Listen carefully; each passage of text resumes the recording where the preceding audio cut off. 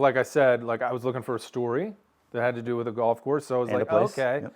instead of sort of hanging around and being a fly on the wall at a golf club, what if I was like involved, like really involved in it? And I also needed a place with a problem. we scored on that front. Sure.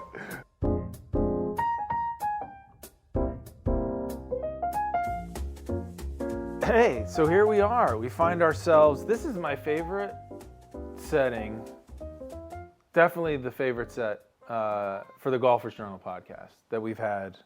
We are here in the maintenance barn at Sullivan County Golf Club, formerly Sullivan County Golf and Country Club, recently under new name, under new management as well. Here with Shaun Smith, superintendent, Sullivan County Golf Club.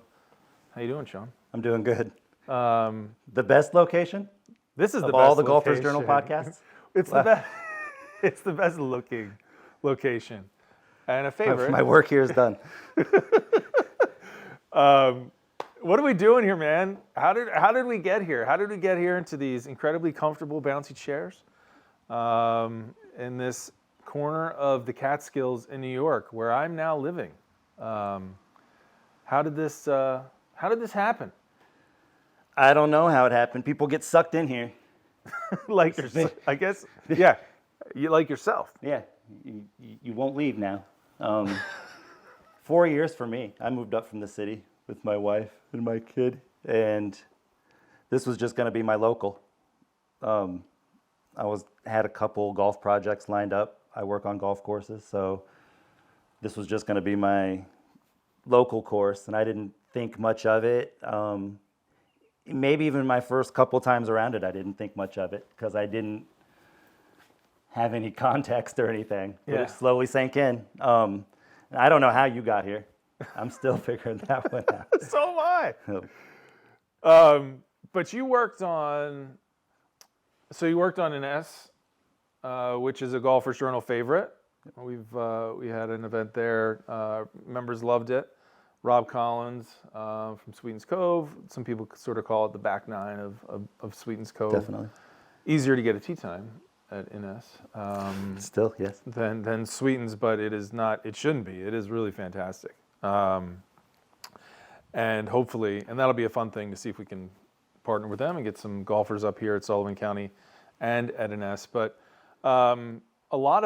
I definitely want to dig into like the golf history of the area, which is fascinating. And one of the things that got me so interested in coming here. So I should probably talk about why I am here and why we're here. And I've been sort of talking about this a little bit on social media and whatnot, because we've got a lot of help from folks who have joined or are participating in what's happening in Sullivan County. But I think about a year ago, I signed a new book deal, right, to do a story about, to spend a year at a golf club. I said, I'm done with the traveling, and I want to stay in one place, and as a writer, really get to sink my teeth into one location and tell the story of a place, right? So I was looking for a place to write about, and that's when you reached out, maybe via Twitter or something. I mean, people will know you on the Twitter. Gorse Nod. Some will. Yeah. It's a good Golf Twitter. It's a good handle. Turf Twitter. Yeah. The handle came. Well, it came from an Instagram account, which I had to change the name of an Instagram account. I was living in Ridgewood, Queens. This was before I had a kid. This was 6-7 years ago. Kind of living my new life, clean and sober with my wife in Queens. Yeah. And I was getting into photography. I was doing horticulture in the city and stuff. But I was doing a lot of street photography. And I got an Instagram account doing pretty much graffiti, street art, lots of street photography on it. And it was like a hobby. Yeah. And it ended up with lots of followers. That's like most of the followers that are on my Instagram account today came from way back then. The name of that was The Invisible NYC. When I had a kid, I didn't spend as much time like creeping around alleys and stuff like that. Started taking more horticulture pictures. At the same time, I was also getting back into the game of golf. I'm 45. I started playing golf when I was like 18, 19, but had taken probably 10 years, 15 years away from the game. But I was settling down in New York City, getting back into it. I never left it as a fan. I always watched golf the whole way through, but wasn't playing or working in golf at the time, and I wanted to get back into it. So I started a Twitter handle. The Instagram name change went from the Invisible NYC to Plant Religion, as I was taking pictures of plants. So I had a Twitter account, and Gorse nod, like Norse god, like religion, but gorse is a plant. So it was just like a very quick 1, 2, 3 offshoot of that. That's where that came from. Yeah, but then you go into golf. I mean, how perfect is that? Gorse. Yeah, and that's where You know it what I came from, of mean? course.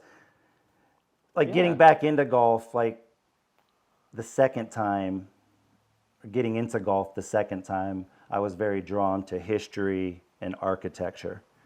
Both things that were accessible post-internet that weren't pre-internet. Right. Like when I played golf before, I worked on a golf course full-time and then had golfing privileges, but that was kind of it. You just played, you liked what you liked, you got to as many courses as you could, you read magazines and stuff, but the history wasn't there just for the taking like it is now. Yeah. So that's kind of, Gorsey, Scottish golf, Golden Age golf. So Gorse nod hits me up on the DMs or some. I think that's what happened. Yep, I think I did. I don't even remember what you said. It's because you had released a tweet announcing your partnership with Colton Craig. Indeed. Yeah, and I As featured in the Golfers Journal. In case we mad at me for not knowing, but we did a bit on Colton, young architect. Yep. Very talented and creative, and we're doing some stuff together. So I guess you saw that. I had heard him on probably more than one podcast. Yeah. Maybe he can correct me, but I know he's done at least one or two. Sure. Heard him, saw his work like at Mammoth Park and stuff, Mm-hmm. and at that point I was like a year into kind of not shopping this place, but I had grown close to the owners here and was always having different like writers if I could get them out if they were in the area, architects, stuff like that. So these were the type of people I was reaching out to. Yeah. The golf writers, more like people writing about golf courses. Mm-hmm. I had Anthony Piappi out here of the Finest Nines.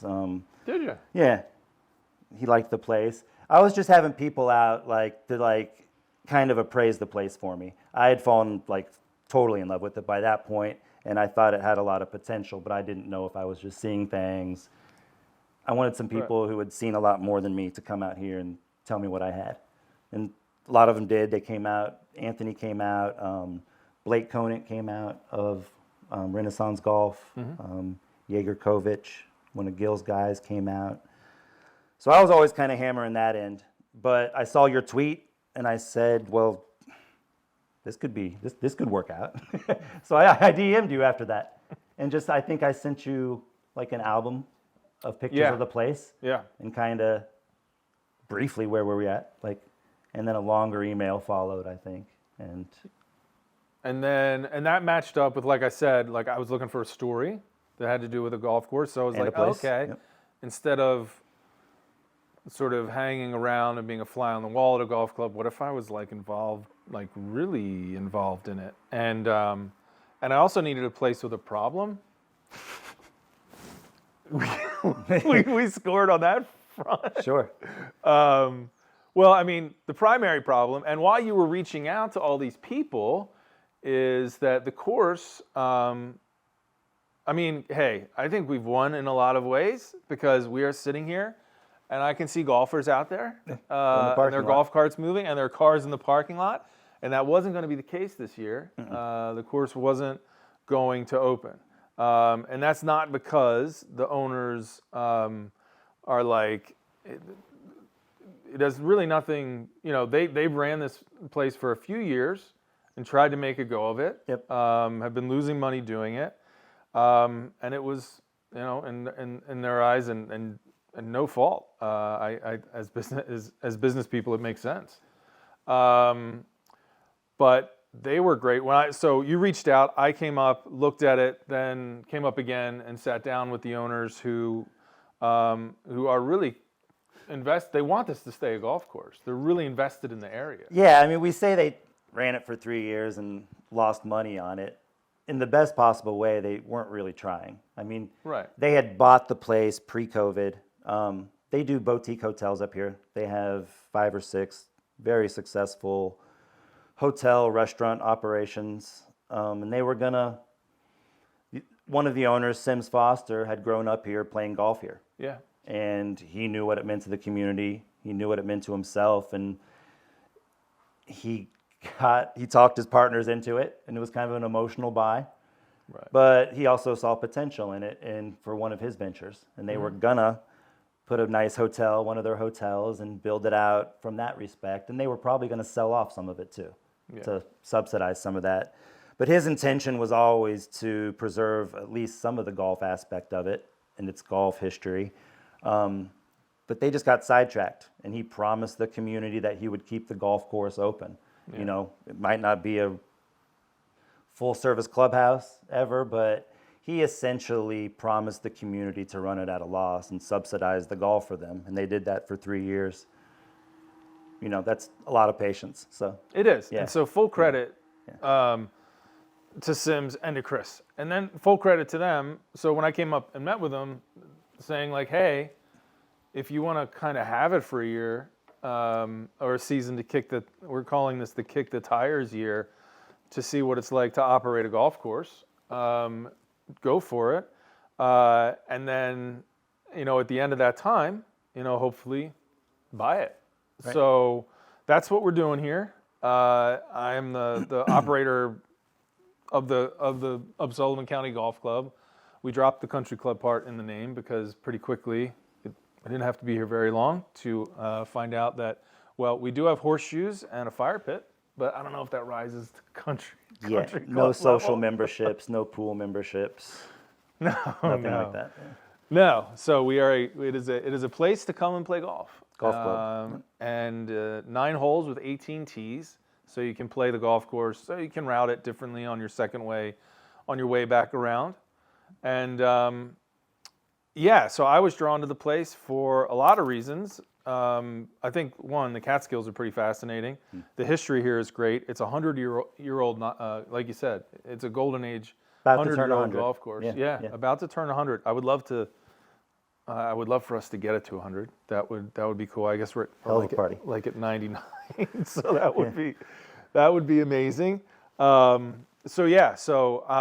the arrangement is that, I'm paying taxes, payroll, insurance, all that good stuff.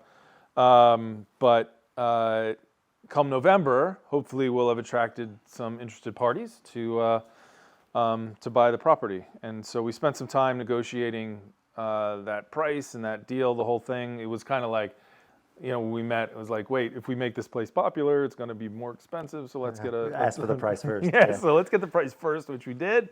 And so here we are trying to,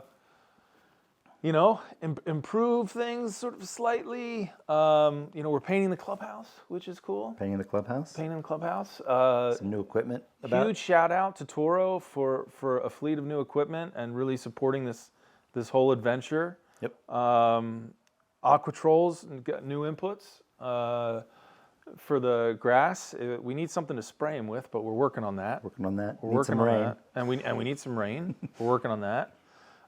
Because the golf course is hand watered. It is no irrigation system. We have 9 irrigation heads.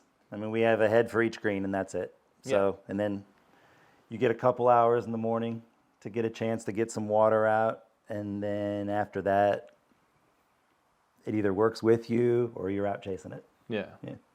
But in this June, it's May, June already very dry. So we could use some water, but I'm not. It's good golf, though. It's good golf. It's great golf conditions. I mean, it's really, the ball is running out. It's a real linksy vibe in terms of, and the way that the greens, I mean, these greens were built, you're intended to run the ball into them, you know, which is fun. And so the dry conditions, like, it kind of works. Like, this golf course was never intended to be soft. Right. You know, when they built this golf course. So I want to get into the history a little bit. What history you know about this place? You know, who built it, and you know, what kind of place did it have leading to where we are today? I'll try not to get too into the weeds with it, because it's not convoluted, but it was a horse farm in 1924, and then by the end of 1925, they were playing golf. A group of, 20 or so Liberty golfers were tired of making what I would assume then was a 20 or 30-minute drive to the closest other local clubs. Grossinger's wasn't built yet, the club on the other side of town. So they hired 2 golf professionals to build it, Len Rayner and Maurice McCarthy. So I've been telling everyone it's a Rayner. It is a Rayner. What the hell? That's right. No, with a ER. ER. Leonard Rayner. Big, slight difference. From Cooperstown, Len was from. So he was the original superintendent, golf pro, and construction superintendent during the time the course was built at Leatherstocking, which was, I think it was called Cooperstown Golf Club originally. Someone can correct me, but it's Leatherstocking now. So that was built by Devereaux Emmett, designed by Devereaux Emmett. So we know from inference and what I've been able to dig up on Golf Club Atlas and stuff that Len Rayner definitely had a hand in the construction there at Leatherstocking. So he worked with Devereaux Emmett and did other courses. He has a pretty large 9-hole portfolio, at least for a local architect. I think there's probably 8 or 9 still functioning 9-hole Len Rayner courses about upstate New York. Maybe a couple in PA, like Pocono, PA. Yeah. Check all this. I don't know. It's hard to find. I like it. But the other guy, Maurice McCarthy, was the designer, the golf course architect of the original layouts at Hershey. The 3 original layouts there. Yeah. Did some work on Long Island. Did some work at Knickerbocker Country Club in Westchester. Yeah. So these guys were about in the golden age and working around, or in some cases probably with, some of the greats that we know about. Yeah. And they were commissioned to build the 9 holes here. They did it very quickly. You can tell when you're out there. It's mainly greens and tee work. The routing is very, between the tees and greens, it's very natural. Not a lot of earthwork at all. The fairways kind of sling around hills and up hills and around ridges. And the construction was only concentrated on the greens. It looks to me like from the time they bought the farm, from the time the course opened, it was like less than 6 months. So I'm not even sure how you do that. But, and it was probably, I'm sure they returned for the next couple seasons and tidied up some stuff or completed some thoughts. But, they built it very quick. But it's neat that it was kind of built by the builders of some of the great stuff. Yeah. That's so good. I mean, definitely was one of the things that got me interested right away was hearing that, the sort of provenance of the place, and and that makes sense though, that idea that, that it was the greens and the way they're situated and placed and sort of fit into the hillside is really interesting. But right, I mean, some of these fairways, they're very natural. They're wild. I mean, second, 2, 3, talk about getting some hanging lies. It's fun. There are holes where, the third hole is a par 5, / par 4. You play it at a different distance when you come around the second time or the first time. We still debate that. But the slope to the fairway, you really have to think about, playing your ball. Like you've got to, when it's dry out here, you've got to play for the rough, right? Play for and and let it. If you want the middle of the fairway, you 2, cannot 3, aim for the middle 5, of the fairway. Definitely not. You can't. You can't. No, you have to aim very far away. Definitely right now, if middle of the fairway, you're losing your ball on 2 and 3. Straight up. How it's playing. If you hit the middle of the fairway. So anyone that comes out here, you're warned. And this is pretty extreme right now. Yeah. I mean, it's day like 33, I think, with basically 0 rain, and they're baked out. So. But that's fun, and that's because the only other place where I've encountered that, and that's why I'm really starting to enjoy the golf course more and more. Because I'll be honest, like first coming up here, like it was, I came up here, there was snow on the ground, right. And when we did the deal, the course still wasn't playable because of the snow and the wetness and whatever. So I didn't know the golf course, and I was up here because it was a great story. What I'm really coming to love about the golf course is that the only other place where I've encountered that experience where like, hey, I hit the middle of the fairway and I lost my ball, or hey, I hit the middle of the green and my ball's gone. Or hey, I pulled one 30 yards left of where I thought I should aim, and I'm in the middle of the fairway. Right, exactly. The only other place that's happened for me is Ireland and Scotland, where it's not about fairness. It's just about like, yo, these are the conditions that day, or this is what the wind's doing that day, or this is what you get. And maybe next time you go around, you'll approach it differently, or you'll play your ball a little lower, or you'll play a shot that doesn't feel like, your second shot on 3 is like, I'm just holding on for dear life. Yeah.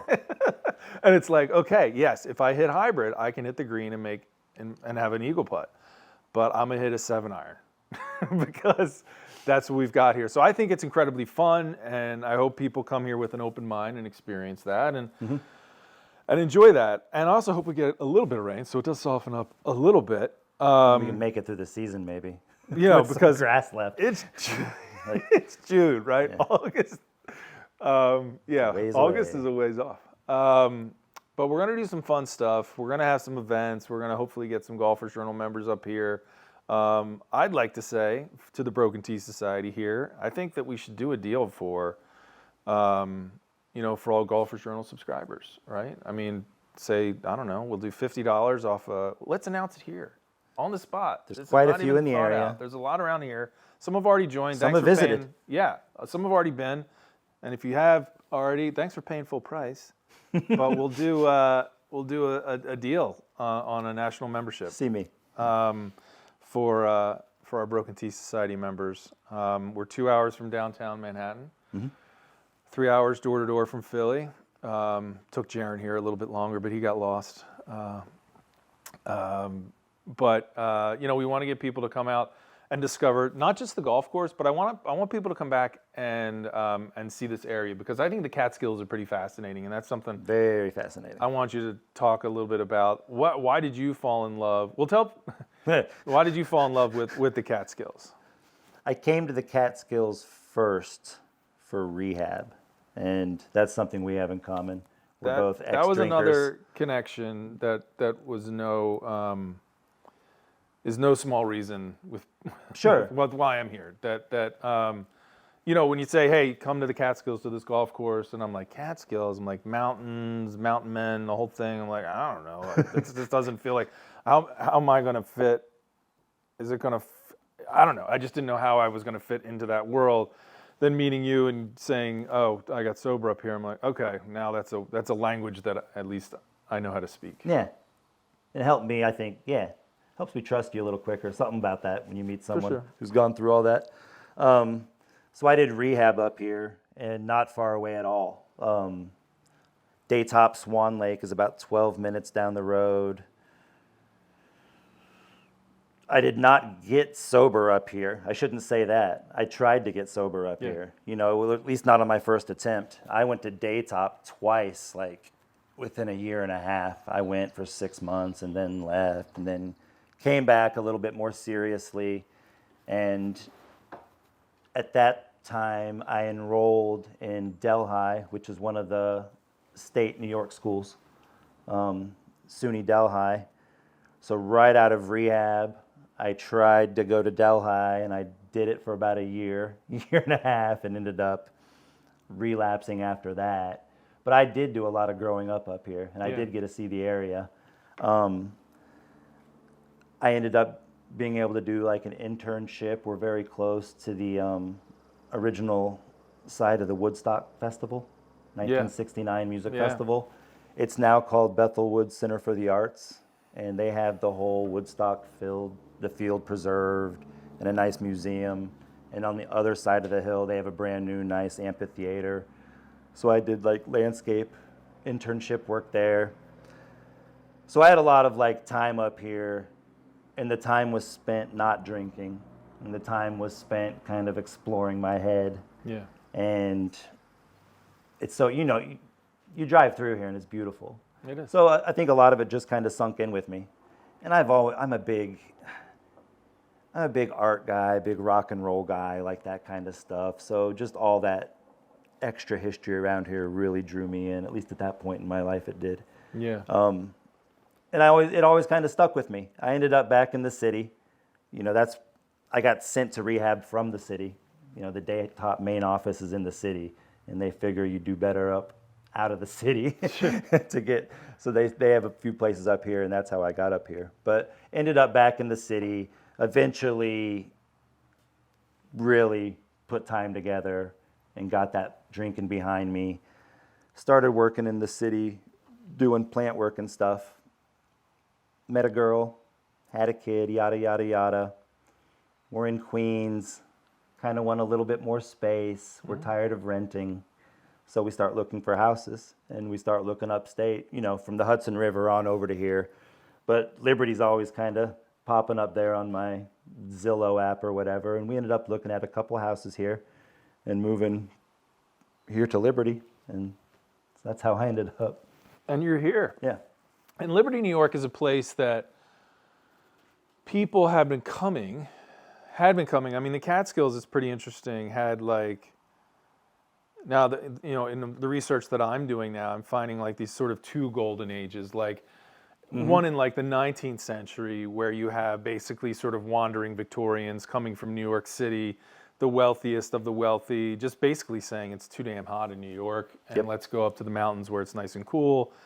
And that's when you probably got like the first Catskills hotels. But then like that second golden age, which is really when, this golf course would have come about, when Grossinger's would have later come about, when it became, when people know it as the Borscht Belt, driven by, Jewish tourism, at a time when, maybe Jewish folks weren't welcome at every resort in America. You could come here, 30s, 40s, 50s, 60s, that dirty dancing kind of Catskills life.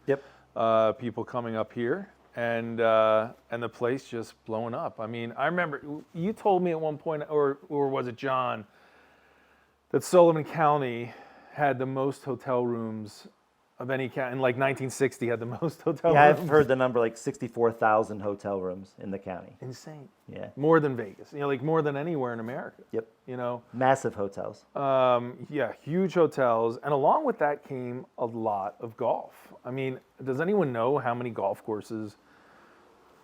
How many golf courses were here? I mean, I know you've looked at the aerials, and you can just see that this is like a graveyard of golf. And somewhere I have an informal list of all the golf courses, whether they're not here anymore or still operating. Yeah. And it was in the mid 60s. And that wasn't just Sullivan County. That was kind of like Ulster County, maybe a little bit of Delaware County, but the Catskills proper. Mm-hmm. I mean, they started, like you said, in the late 1800s. Little links courses. Yeah. One of the Foster's places, the DeBruce Hotel, had a links. The DeBruce links. Yeah. So I mean, it was definitely happening. I know there was a big surge nationwide in golf course construction. I think in the mid to late 1890s. Mm-hmm. You know, that last 5 or 10 years of that century, a lot of golf courses, and this area was no different. Yeah. And then the second time around, and all this was really kind of on the back of Grossinger's and what Janine Grossinger did there. Yeah. They were kind of the first old school hotel where maybe 40 or 50 people could stay to start adding and adding and yeah. adding. And by the time they were finished in the 70s, Grossinger's was literally a city of its own. I mean, it had 5 or 6 large hotel buildings, indoor ice rink, outdoor ice rink, indoor pool, outdoor pool, dry cleaning, Chinese restaurant, comedy clubs, nightclubs, dinner clubs, Yeah. all arranged like its own little village. And then, of course, Skiing. 27 holes of golf. Skiing, it's the birthplace of snowmaking. All you skiers out there. Snowmaking was invented at Grossinger's, at the Grossinger's Ski Hill, which runs right off the back of the Tillinghast Vista holes that are still there. Yeah. You can still see the ski run cut out, the little booth where the rope tow landed. Like It's still there. Still there, yeah. So the golf course at Grossinger's, a Tillinghast. At least half of Tillinghast now. It was renovated in the mid-'60s by Joe Finger. He kind of grafted his own 18 into Tillinghast 18 to make 27. So there's probably 12 or 13 Tillinghast holes out there with all the elements. The other ones are kind of redone. Still sort of maintained. The newer holes, the Joe Finger 18, and maybe plus a couple holes, it's divided by a road. Yeah. So essentially everything on one side of the road, they're mowing still. On the market. Off the market. Off the market. Off the market. So no one really knows the exact price or the deal. Interesting. No one's golfed there. No one's paid to golf there for 8 or 9 years. Okay. Yeah. Well, so you had Grossinger's the big mega. I mean, there's a few resorts up here that say they were the inspiration for Dirty Dancing. Sure. Another one would be the Concord. Mm-hmm. And the Concord does have golf, or is reopening its golf. Reopening very soon. Did you work on that one? I did. Okay, Yep. so that's the Monster. The Monster. Right. Yep. Which was another Joe Finger course built at around the same time he added on to Grossinger's. Okay. And the Monster at the fingers time on that was one. like advertised as the longest course up until that point. The I think Monster. I think they could set it up at like 8,100 yards or something. Really? And water everywhere. Like island fairways, yeah, from like way back, like 220 carries. It's like from like 1968, yeah. Sounds terrible. Probably was. Probably why I didn't make it. But someone came and worked on it. Was it Reese Jones? Reese Jones came and worked on it. Okay. Bryce Swanson, I believe, is his associate who did most of the work out Okay. there. So they built 12 holes right pre-COVID, and then they got shut down. And then they finished the other 6 holes last year. All right. And they've got those grown in. And I think they got the temporary clubhouse set up and ready to roll. I guess they're just, I think it's going to happen sometime this month. They're going to start opening up. So the Monster's coming back. Yep. Sullivan County Golf Club's coming back. Never went Never anywhere. left. Never left. Resurgent. It's coming back, reborn, resurgent. And Ines up the road. Ines up the road. That is a fun golf course. Super fun golf course. Wild. I mean, They know how to call build, the golf the greens complex is wild is like there's no word. I mean, they're bonkers, but super fun, and they keep them running at the right speed so that you can actually play them. Very firm. Very firm. Like super firm. Built to be firm. Yeah, those guys know how to make fun golf. I've never played Sweetens or any of their new ones. Landman, definitely on the list. But I've played Ines a lot, and that is a different brand of golf. I think it's so fun. It is super fun. I wouldn't go up trying to worry about it's a place where you probably want to have a match more than try to make a number because your golf ball is going to do crazy things. Yes. You know? I think it's one of the hallmarks, a day at Ines and a day here. Yeah. Especially if we're playing firm. Very different golf than I think you get almost anywhere else. Yeah. It's like it's a really good brand of golf and really fun. Yeah. But it's I think the word is, sporty. I love the other day you called it like a little hot rod of a golf course, and that's what it is. It's like, this NNS in totally different ways. This that's newer. This is older. That's maintained at a different price point, and you played a different price point here. But I think coming up and doing the two of them is a pretty good day. It is a good day. Yeah. Yeah, that's a really good day. So where from here, man? Where are we going? What's your vision for this place, for Sullivan County? Short term, we just get as many people out here as we can this year. Yeah. Hopefully not too many. We're very small though, right? You don't want like a lot of golfers out there. Like you don't want to be waiting on every tee out there. No. No. People reach out and they're like, "Hey, can I get a tee time?" You don't need a tee time We yet. don't have tee times. Yeah. And we're not there yet. I wouldn't be against getting to that point. Although I would be against having to pay for a tee time system. It's funny, man. Dude, I'm like looking at golf so completely differently now. I was driving up here the other day and I went past the sand, a pile of sand for the highway building, whatever, and that mountain of sand that they use for when it snows. And I just looked at it and thought, I'm like, man, it'd be sweet to get some of that up here. You know how you just see everything? No, absolutely. Like you see a lawnmower, or you see, someone getting their lawn aerated and you're like, damn, I wonder if we could borrow that. You just, or you don't take things for granted. When you're playing a golf course and you see the sprinkler heads and you're like, wow, that looks awesome. So it's been an awesome education for me, appreciating golf differently and appreciating how much work it is, and how many hours go into. You talked about how many man hours we can get on this golf course versus what a typical golf course gets. Yeah, we probably get as many man hours on our golf course in a week as the average club, relative to size, would get in a day. Yeah.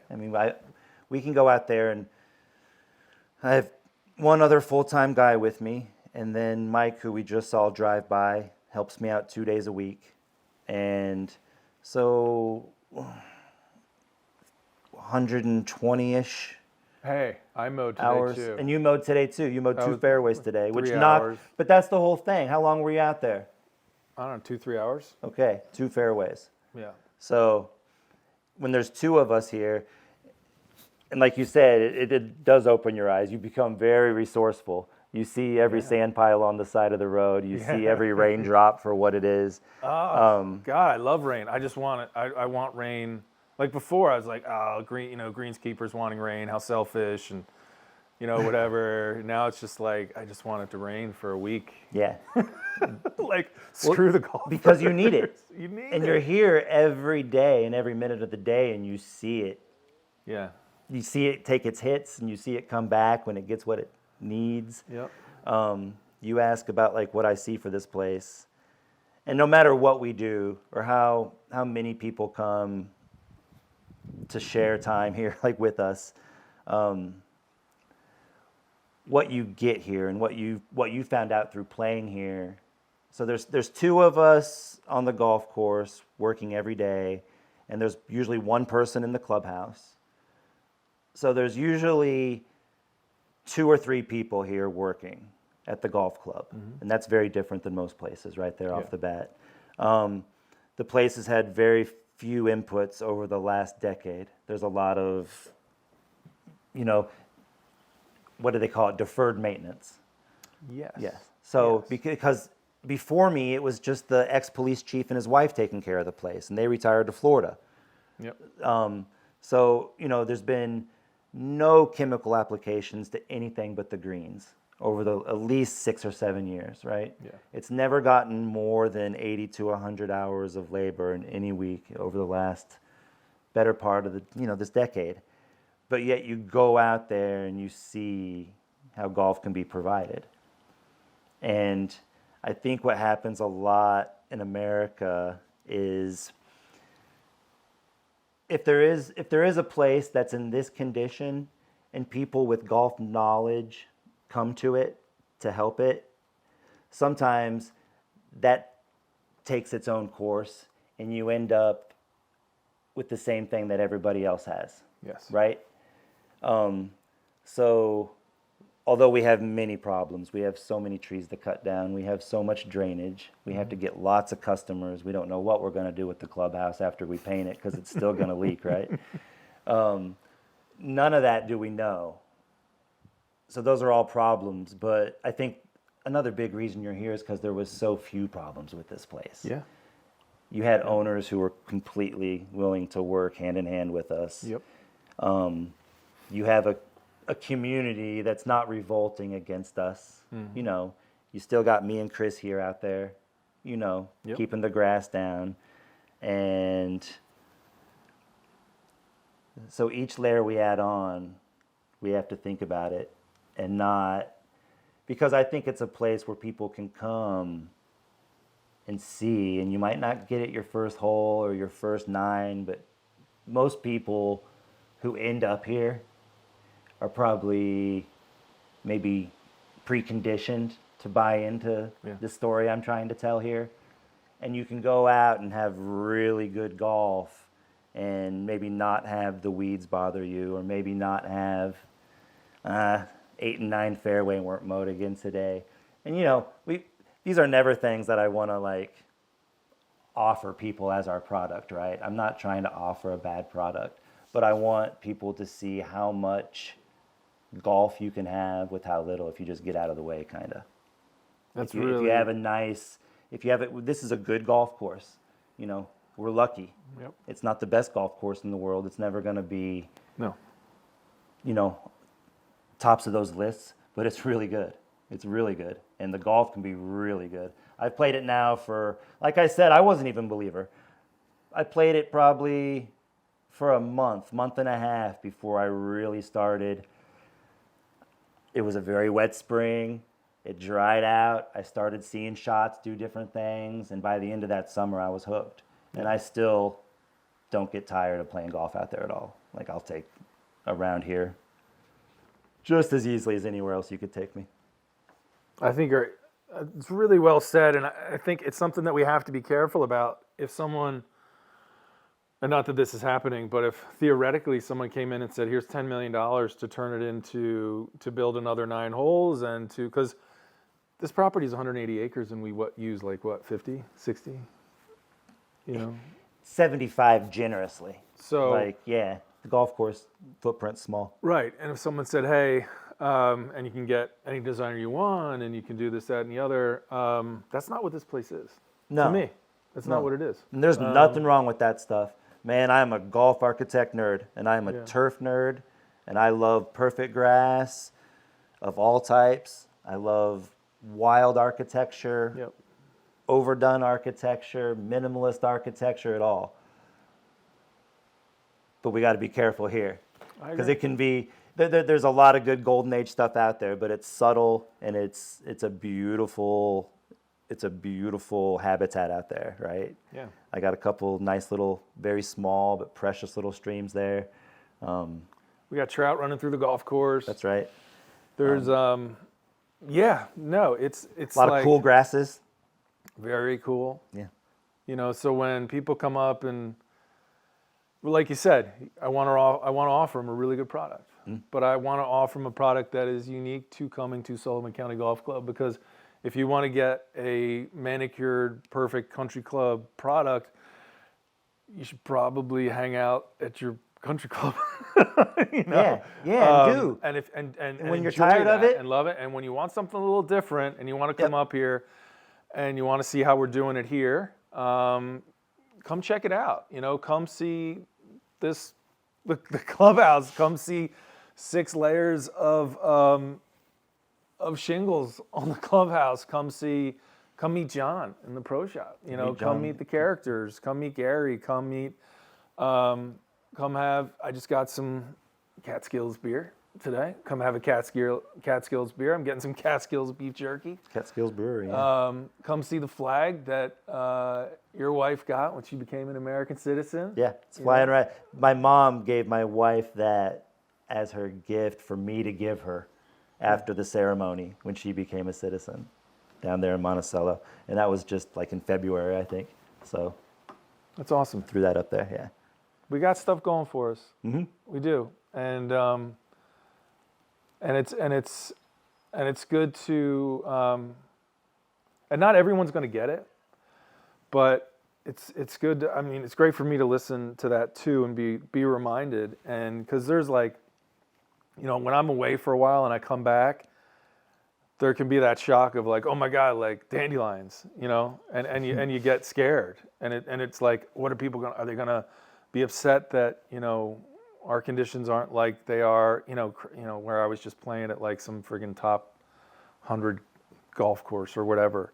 And then you remember, what makes it special. And sometimes dandelions are part of it. Sometimes they are. Sometimes they are. I'm going to work on those dandelions. We're But I'm not- not, yeah. we're definitely going to clean this place up. But it's always going to be... But are we ever going to have $100 greens fees so that we don't have dandelions? Hell no. No. That's not what the case. That's not what's going to happen here. Nope. So it's a give and it's a take. Yeah, I think also you come here and you're gonna. Hey, we got some walkers out there. Yep. Youngsters. And some youngins. Awesome. Finding golf balls left and right. So we do have some fun stuff. You build a little wedge range out here, which is super cool. Yep. You can hit like 80-yard shots at least to warm up. Yeah. You can always crank a couple like off of one too, or like into the field out towards 8 if Which you need people to. did do over the Memorial Day holiday. Someone came in. Did they? And asked John if we had a driving range, and John said, well, there's some balls out there you can hit on the wedge range. So I did notice that we did lose all the balls that day, but we've been slowly finding them. Yeah. It's nice. We get golden age points. Our first tee is very close to our clubhouse and oh my the gosh, bar. It's a good 30 setup. feet? Yeah, 40 feet? you can almost like from the first tee reach in the window and get yourself a beverage. Nowhere to run. Yeah, there is nowhere to run. We got some Adirondack action now. We got s'mores. We got horseshoes. Fire pit. And so it's wholesome. But and today we had some visitors. The Democrat, the newspaper came up today. They want to do a story about what we're doing, and Okay. I knew they did their little annual blurb already. yeah, But I don't think it said much more than they usually say. So No, maybe they've they're- caught on to what's... yeah. Yeah. So they're excited. And is it Cool. the mayor or the controller or local, the town of Liberty supervisor? Okay. Okay. is Supervisor. very excited. Yeah. He was up here today. Yeah, we have a mayor and a supervisor, a Okay. village mayor and the town supervisor. Yeah, I'm figuring out the village and town thing. Yeah, I'm that's- figuring out New York. I'm figuring out the Catskills. It's an interesting vibe, man. And that was one of the things too. I said to you, like, is there any like diversity up here, just in terms of like, in my mind, I'm thinking, okay, New York mountains is the golf course. Like, is it just like a bunch of mountain men? Like, because from a writer's point of view, I'm like, I just want to be able to write about different kinds of people. And we've got our mountain men, like the scary type you were thinking of, but most of them which are is- like which is plus cool. 60 now, so they're less scary. No, I than they- wanted the scary guys, but I also wanted like, okay, are there people? Do women play here? Yes. Are there people who are playing golf from like different economic backgrounds? Absolutely. It's really that in that sense. We've got all sorts of golfers here. The community in Liberty is pretty diverse. You certainly have the Jewish community. You have the Orthodox Jewish community for sure. Well, I haven't been able to tap into them for. I wanted my daughter to have more space, but one thing I didn't want to take away was like the diversity in Queens, New York, Yes, which is right. the most diverse community, city, whatever you want to call, borough in the world. And if you go pick my daughter up from the elementary school, I mean, it looks pretty close to a New York City elementary school. That's lots awesome. of colors, lots of different cultures going on up here. It's definitely, I think our proximity to the city has a lot to do with that. Sure. But yes, we are definitely firmly in the Catskills, in the mountains. But it's, And that's an objective for us too, is to get more of the community up here, the new folks who have come to the Catskills. Yes. So that like, I mean, so many new families. that's the thing. Like Yes. we're killing it with national members, and I would encourage everyone listening to join. And that's been a difference maker for us this year because there's only so many golfers here in Liberty, New York, and Sullivan County. True.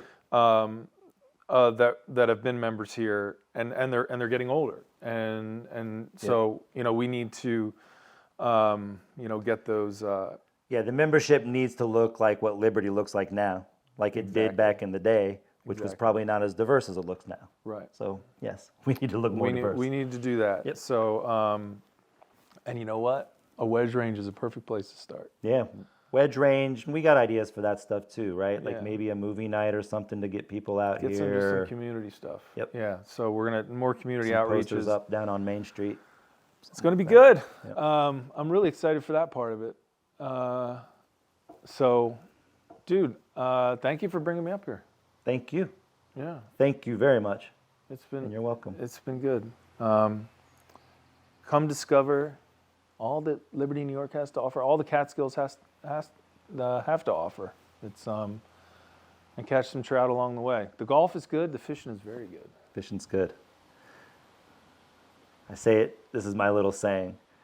This is like what Long Island is to golf in America. This is to fly fishing in America, the Yeah. Catskills. It's all the good spots are here. I'm getting a lesson next week. Good. You And go. that's and I Very good. feel Yeah, we like gotta a go shopping. golfer. I feel like someone trying to take up golf, and I have like a whole new sympathy for because there's like, it's golf, dude.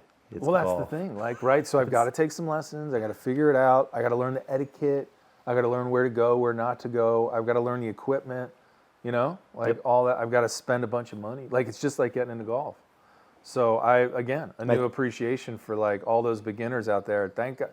Thank you, beginners, for sticking with it because I'm very intimidated and scared about getting into fly fishing, but I desperately want to do it. And so I know now I have a new respect for the barriers to entry for golf. So, yeah. Think back to when like you were learning golf. I mean, the whole process was never that painful. Like No, I've had the first day was scary. skateboarding, fly fishing, and golf are like my sporting passions. I can't skateboard anymore because I'm too old. I can skateboard, but I can't skateboard how I want to skateboard. But these are all three things that you go out and you do as much as you possibly can in your life, and you succeed very, very, very seldomly. Yeah. You put all the pieces together so rarely in the river or on the golf course or on the skateboard, and that's why we're drawn to these things. So once you pick that rod up, you're not putting it down. Yeah, sorry.